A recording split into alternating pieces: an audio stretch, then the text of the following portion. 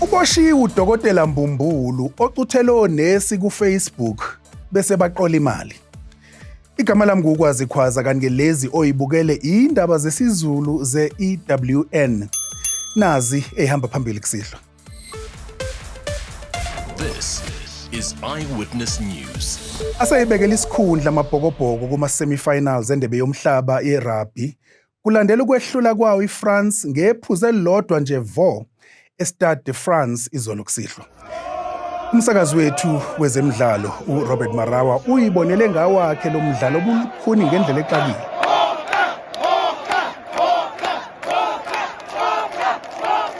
The craziest run in for the Springboks come the end of the match. I think the fans felt more exhausted. The fans felt like they had been running out for 80 plus minutes out there.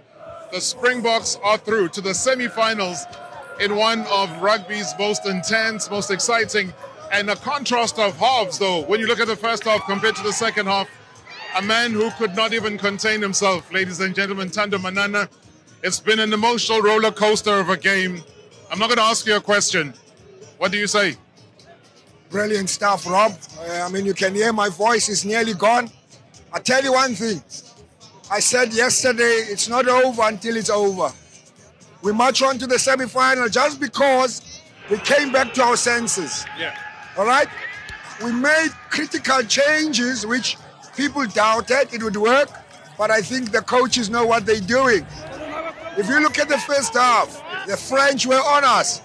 When they had that rolling ball, running 100 miles an hour, I took a step back and I said, the boys have got to realize they've got to be calm. They've just got to stick and lock all in. It's what they did, Robert. But I'm quite happy that Sia led his troops very well. We didn't scrum well. But I give credit to Frans Malherbe. He was an acer today. If you look at Eben Etzebeth, a better second half. Why? He got a yellow card, it cost us 10 minutes. We only lost 3 points. Rob was worried for the lineouts. At some stage, we were giving it to them. Woki was having an awesome day in the lineout. That worried me because that for me is primary ball. We needed to disrupt. We needed to make sure we don't give them good clean ball.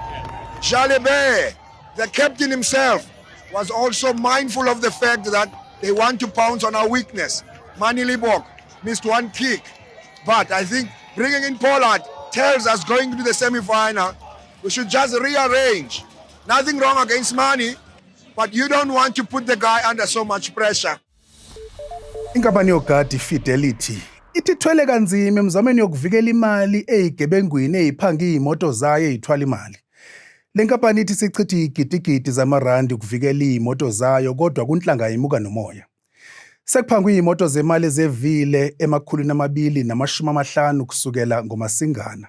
Nokwenyuke ngo-30% uma kuqhathaniswa nesikhathi esifanayo ngonyaka odlule.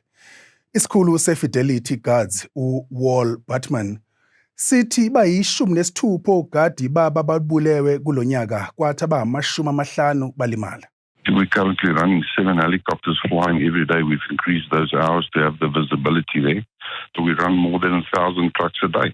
So it's difficult to monitor each and every one of them. We are in the process of building bigger vehicles, but, they're just using more and more explosives. Ongoti kwezokuphepha bathi lezelelesi isebenzisa obumangazayo ubuchwepheshe lobu. I strongly suspect that quite a few of the members actually have formal military training. Ngokusho kwenhlangano iCash in Transit Association of South Africa, izenzo eziningi zokuqolwa kwezimoto zemali ibikwe eGauteng, kulandela iEastern Cape, iKwaZulu-Natal kanye neLimpopo.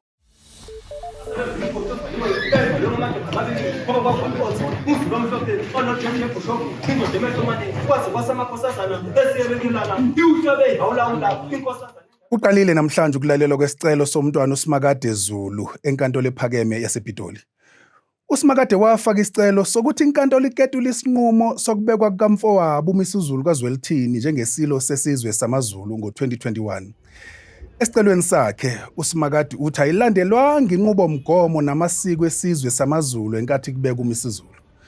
uSimakade uyindodana yokuqala kaMdlokombane ayithola ngaphandle. Bese kuthi uMisuzulu abe yizibulo kuNdlunkulu wakhe uManthombi Dlamini. Now, President Cyril Ramaphosa has found himself at the center of a succession battle in the Zulu royal family after Princess Makate took the president to court to challenge a decision by government to recognize King Misizulu as the leader of the AmaZulu nation. Now, Princess Makate is arguing that that decision by government was taken in haste and was in fact premature because they needed, according to him, to have waited for the succession battle to either have been resolved internally by the royal family or to have been settled by the court of law.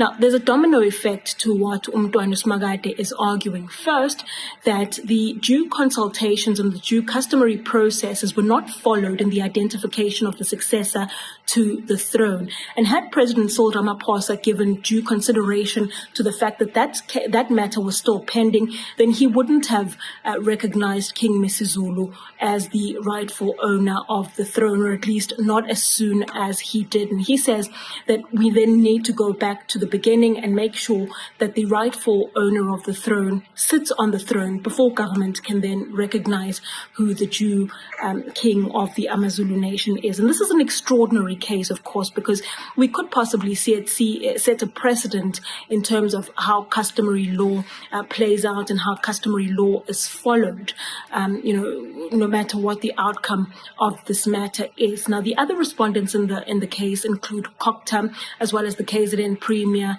King Misizulu Kwazuluthini himself, the late Prince Mangosuthu Buthelezi, are among almost a dozen of respondents in the case.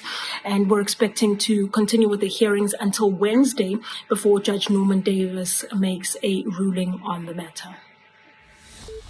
Ufika omunye ummeli omusha ozomela abamangalelwa bokuqala nowesibili ecaleni likaSenzo Meyiwe enkantolo ephakeme yasePitoli. U-Advocate Thulani Mngomezulu wethulwe ngokusemthethweni uzakwabo uSipho Ramusipili njengelungu leqembu labameli. Njengamanje inkantolo izama ukuthatha isinqumo sokuthi izemukele yini izitatimende zokuvuma icala zalabasolwa ekuthiwa bazenza kulandela ukuboshwa kwabo kuloko ekuthiwa phecelezi i-trial within a trial. Bahlanu sebebonke abasolwa babekwe icala lokubulala uMeyiwe Foslorus ngo-2014. Umngomezulu ucela inkantolo ukuthi imuphe usuku olulodwa lokuthi anqumunge nabasolwa. I am ready to proceed as from tomorrow as arranged in relation to the evidence of the magistrate. Yes. And I was going to bring an application for the recalling of Colonel Mboto, who has already testified on Friday, together with Sergeant Munareng. Usejoyina iqembu le-EFF obe umvikeli womphakathi uBusisiwe Mkhwebane. Umkhwebane usenze lesimemezelo namhlanje ntambama. I voluntarily joined the EFF without any motive of personal gain or material benefit, and understand that I am not entitled to any position or deployment. Ayaqhubeka nokumbeqola amaqanda nenyama yenkukhu ezitolo kanti i-South African Poultry Association isinxusa uhulumeni ukuthi alekelela amafama ekubhekaneni nobhubhane wesifo seyinkukhu i-avian flu. Isifundazwe sase-Gauteng isona esikhinyabezeke kakhulu yilesifo nesiphoqa ukuthi kushatshalaliswe izinkukhu eziyigidi eziyisikhombisa. Lo sosesheni uthi amaplaza ezinkukhu abhekene nobukhulu ubunzima njengamanje. We haven't put the rand value, but if you look at the affected number of birds, the one that have been already culled, and those that are suspect that are also sick, we're looking at close to 30% of the egg industry. Now, let's assume it's a 30% that is affected. It will take us almost 17 months to recover that production. But in the meantime, as I mentioned, we will import surely the powder and the liquid eggs for that lost production.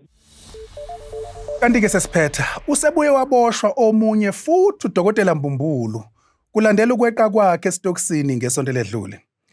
uKingsley Lieto Shele noyibiza ngoDr Kingsley kumbe uDr KJ Ncube la ku-Facebook waboshela amacala okukhwabanisa ngasekuqaleni kwenyanga.